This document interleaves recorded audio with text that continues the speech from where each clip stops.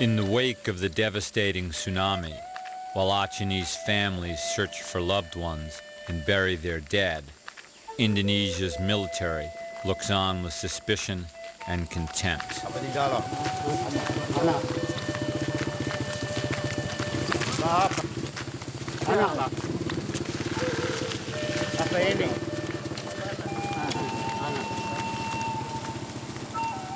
More than 100,000 Achenese are dead, entire towns washed away, and much of the capital reduced to rubble. But Indonesian soldiers still see their enemies everywhere. Pasti separatis. Kota separatis. Indonesia's brutal war with Aceh's Gam separatists has been going on for decades, and tsunami or not, it was continuing.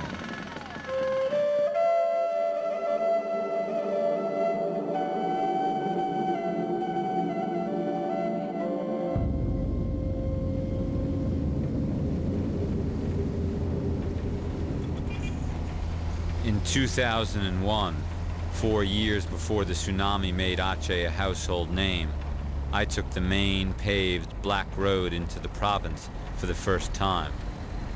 My name is William Nesson. I was a freelance journalist based in Jakarta, the Indonesian capital, and Aceh was a little-known place at the western edge of Indonesia, whose lonely independence fight made few foreign headlines.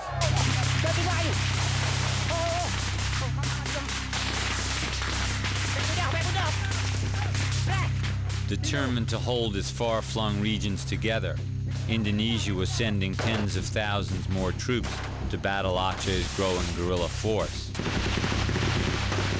It was one of the world's longest-running wars, and I hoped to cover the fight.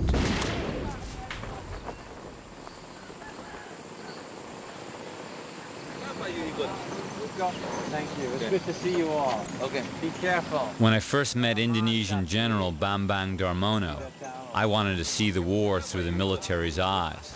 So I didn't press him with tough questions, and he soon took a liking to me. He believed I was a rare sort of journalist, sympathetic to the Indonesian military. Ini bisa untuk duduk berapa orang? Bisa 4 di sini. 4 orang bisa ya? Oke. Saya di atas, ha?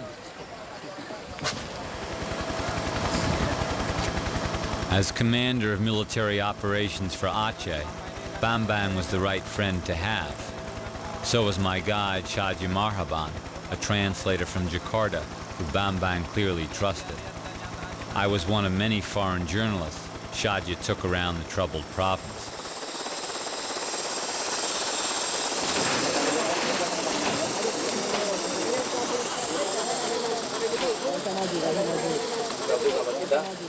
Rakyat Lokop sekarang dalam kondisi tertekan karena GPK dari Perlak itu menghantam dia karena ingin mencuri logistik dia. Apa logistik dia? Sarang burung, ya. Bambang said these valuable bird's nests were shipped overseas to make Chinese medicine, and Gam was muscling in. They stay there, then they take the bird net, then they sell by themselves. That's why we have to destroy them. We have to occupy this village. Then I hope the next after this operation, the people will live in normal. I doubted Bambang was telling me the full story. I suspected the military wanted to control the bird's nest trade for themselves. After all, Indonesia and its military had made billions from Aceh's vast natural gas deposits and other rich resources, and left the people poor.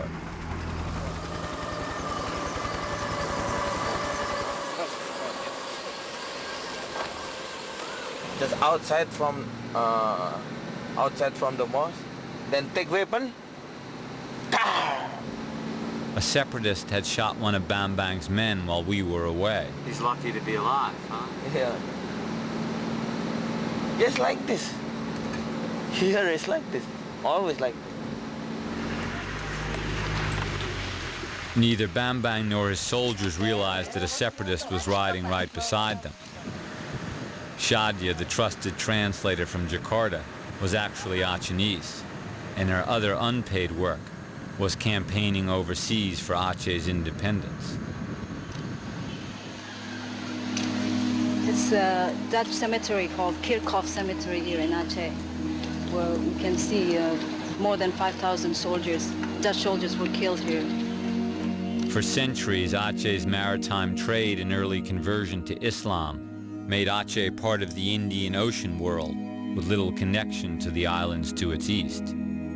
Aceh remained an independent nation until the 20th century, while all around it, Dutch and British took control. The Dutch declared war with Aceh in 1873, and the Dutch regretted. They never really conquered the whole territory of Aceh. It's a tough war for the Dutch here in Aceh. It's warrior. There's a bunch of warriors in the past and up to now. Aceh was administered by the Dutch as part of their vast East Indies colony, what would become Indonesia after World War II. But the Achenese never surrendered.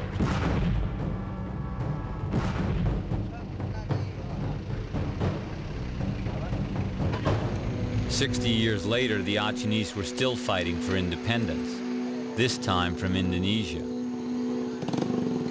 Aceh is only a tiny part of Indonesia, but the government feared giving in to GAM would stir up other regions and tear the sprawling nation apart. Siap dialog atau siap perang? Siap perang. Pilot. In 2001, despite the government's efforts, GAM ran most of the province. Semua perjuangan bangsa Aceh itu mengikut histori, mengikut sejarah semua, bukan mengikut kehendak pribadi. Sejarah. Jadi timbul dari sejarah itu jadi mental. Maka seseorang hilang sejarah, mental itu tidak ada lagi ya. Itu dengan ada sejarah, maka semangat untuk perjuangan lebih. Sofian said Aceh's struggle was not about ethnic identity or culture.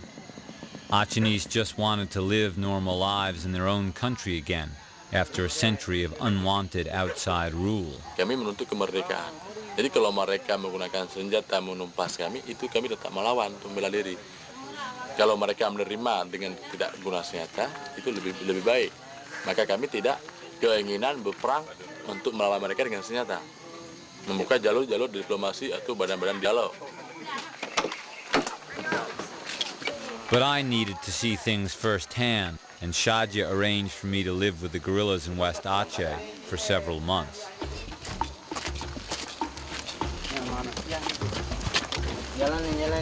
We had become friends, and she worried about the danger facing me.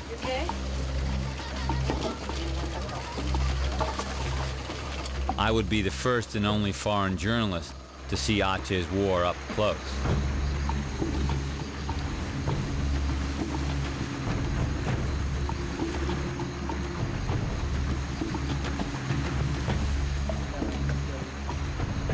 As soon as we landed, the guerrillas took me right up to an ambush just above the road. This was a little bit closer than I planned. There is the road that they are going to attack, all along this road. Pam di mana? Di bawah tanah itu. Under the earth, right there. That is to set off the bomb. Down, down, down.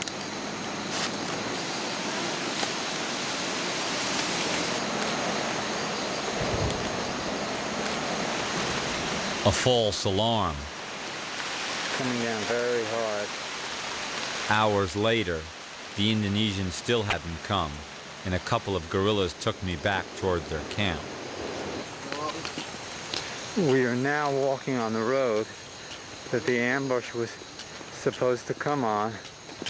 We are a little bit crazy, I think, to be walking on this road where there's a bloody war going on.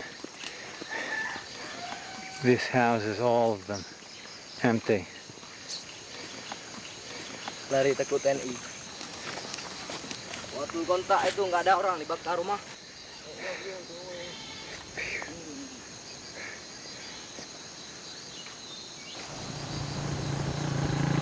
During the next days, the guerrillas took me through many abandoned villages.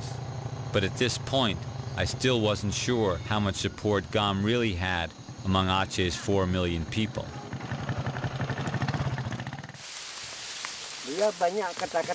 In a village far from the main road, I met an older man named Abu Klit.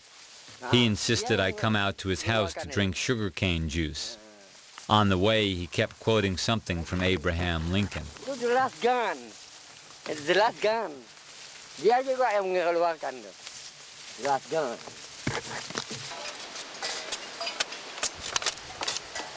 Yes.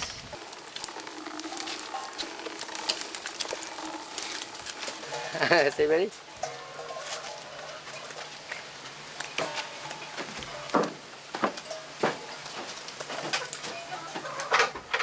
Kami kena dijajah dulu oleh Belanda, sekarang tidak mau lagi dijajah.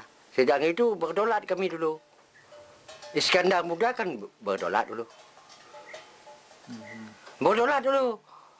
Tahu ke Inggris, ada hubungannya dengan Inggris. Ada hubungan dengan Amerika dulu. Kami membaca sejarah historis itulah. Abu Klit explained that several years after World War II, the Dutch finally conceded independence to the East Indies. The Dutch colony, including Aceh, became the Federal Republic of Indonesia. Klit told me Aceh's leaders believed Aceh would be left alone to rule itself inside the sprawling new nation.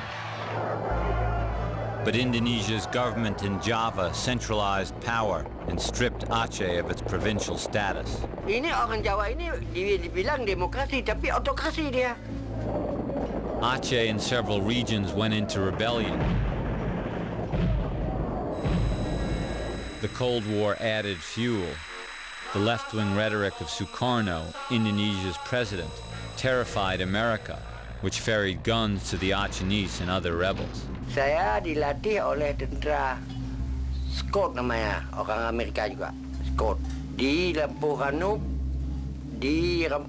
di Banda Aceh.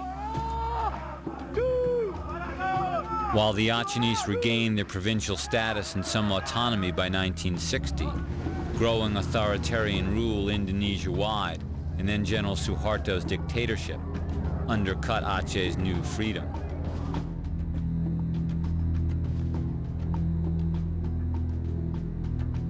In 1976, after years of political repression, economic plunder, and broken Indonesian promises, veterans of Aceh's earlier rebellion founded a new organization, GOM, the Free Aceh Movement. GOM's goal was Aceh's total independence from Indonesia. Bapak di dalam agam sekarang? Saya GAM. GAM.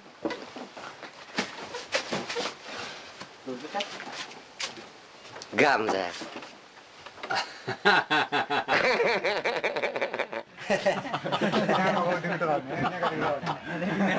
In Abu Klit's village, I met Pang Tony, the top GOM commander in the district. Tony took me toward another village outside which his men had ambushed the military 2 days earlier.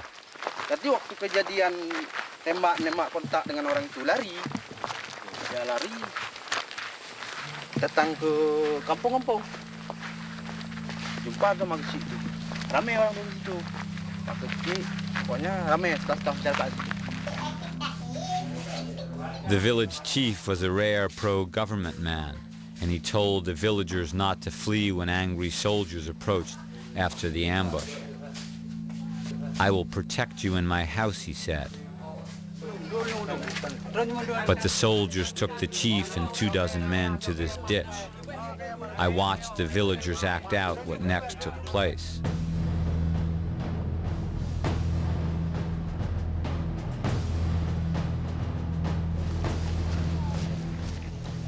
The soldiers dragged the battered chief to this spot and put 8 bullets in his body.